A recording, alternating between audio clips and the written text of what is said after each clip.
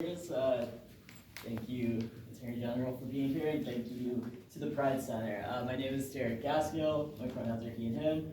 I am the co-president of Lambda Independent Democrats, LID. We are Brooklyn's LGBTQ political voice, and we focus on LGBTQ representation in all levels of government.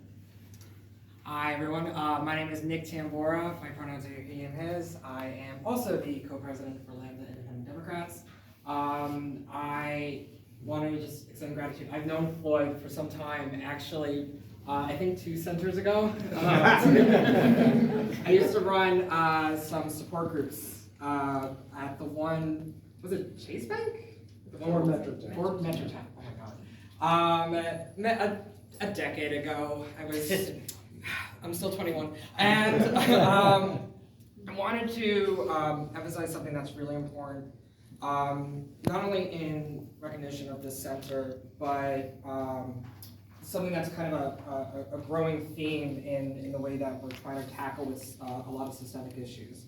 And in the one pretentious word that I'll just throw out there, just something that I hear a lot in my own profession as a therapist, is the term epistemic injustice, which is injustice against a person's capacity to know, against their knowledge, and against their language. Basically, ways that systems are developed and even in New York that deprive people of access to even describing their own experiences. The school-to-prison pipeline is a great example of epistemic injustice, where you're punishing people who can't even describe sometimes their trauma. So you're only punishing their behavior. And you're judging them and stereotyping them based on that behavior. And what we've seen in a lot of the capacity around LGBT issues and the way that systems are designed to kind of deprive access to power or deprive access to tools or skills is often very insidious, and often people in power will try and find ways to make sure, and even sometimes justify the reasoning for these systems, you know?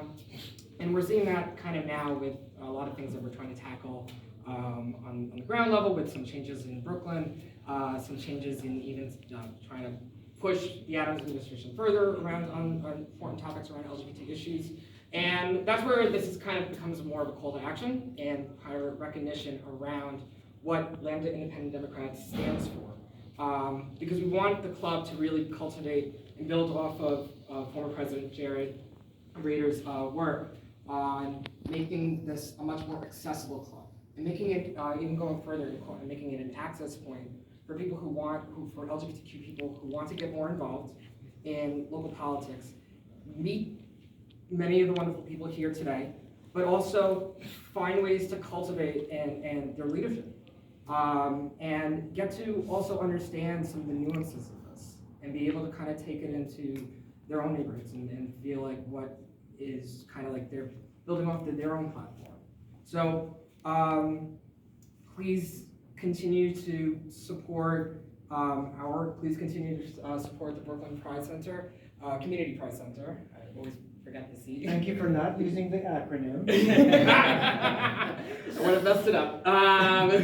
Also, if you've seen on some QR codes across some of the pillars, are opportunities to donate to the Brooklyn Community Pride Center. So please, as they are graciously offering this space, please extend the gratitude back. And I think that's, thank you so much for this evening. Please enjoy the rest of your night. Thank you. Oh, and also just to, if you're ever interested in checking out Lambda Independent Democrats, go to lidbk.com. Thank you. Yeah.